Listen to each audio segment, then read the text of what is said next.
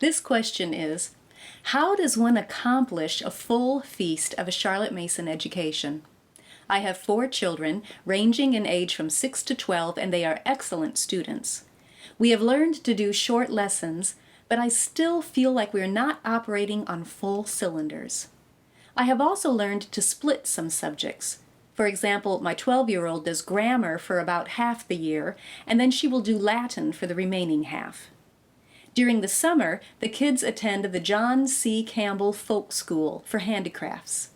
We incorporate all of the following subjects into our weeks: math, reading, literature, science, history, book of centuries, copywork, written narration, spelling, Bible, poetry, physical education, drawing, painting instruction, picture study, composer study, and instrument lessons. I find it difficult to also implement nature study every week, which I do love. I am not even intentionally studying geography, foreign language, Shakespeare, other than when he is on our poetry study, singing, hymn study, or citizenship. My question is, how does one truly implement all the subjects that compose a Charlotte Mason education? Okay, first let me say how jealous I am that you get to go to the John C. Campbell Folk School. It's a dream of mine to go there. It looks so delightful. But setting that aside, let's answer your question. It sounds like you are already doing a lot of things right.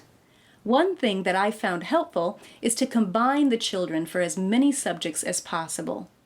Everything except math, language arts, and upper-level sciences can be done all together as a family. That saves a lot of time, and it makes it easier to include everything you want to. You're right that you don't have to do all the same subjects every term. You can switch things up that way. But remember also that you don't have to do every subject every day. I think that's a key to including them all in an enjoyable schedule.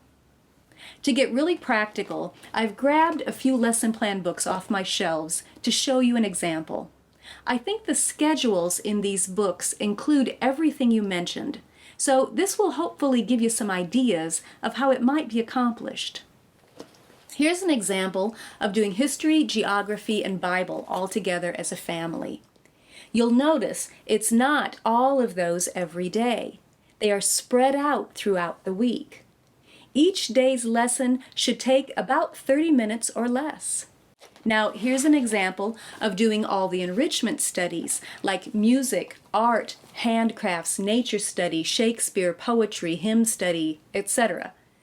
This schedule has some key components repeated every day, like scripture memory and the family read aloud, but it rotates all the other subjects throughout the week, some once a week, some more frequently, yet always in a combination that adds up to only 1 hour or so each day.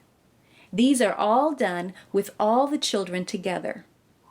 And as you mentioned, you can swap some things out during different terms. For example, I add a Shakespeare play during term 2 and switch handcrafts to art instruction that term.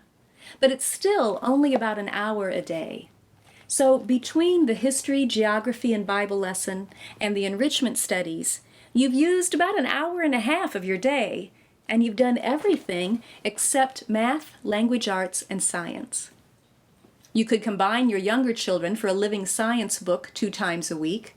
That would add about 20 minutes on those 2 days, but that still leaves you plenty of time to supervise the individual subjects like math and language arts.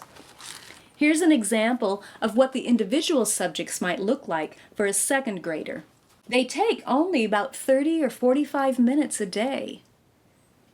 Now, of course, your 12-year-old will have more independent studies that will take longer, but I hope this at least gives you some ideas of how it could be done.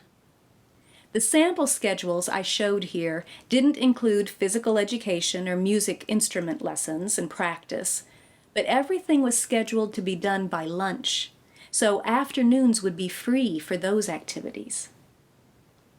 The books I've been using with these sample schedules are the lesson plan books for history, for enrichment studies, and for individual studies. We are still adding to that lineup, but you can download the free samples of those books on our website to get a closer look. I hope this gives you some practical and helpful ideas.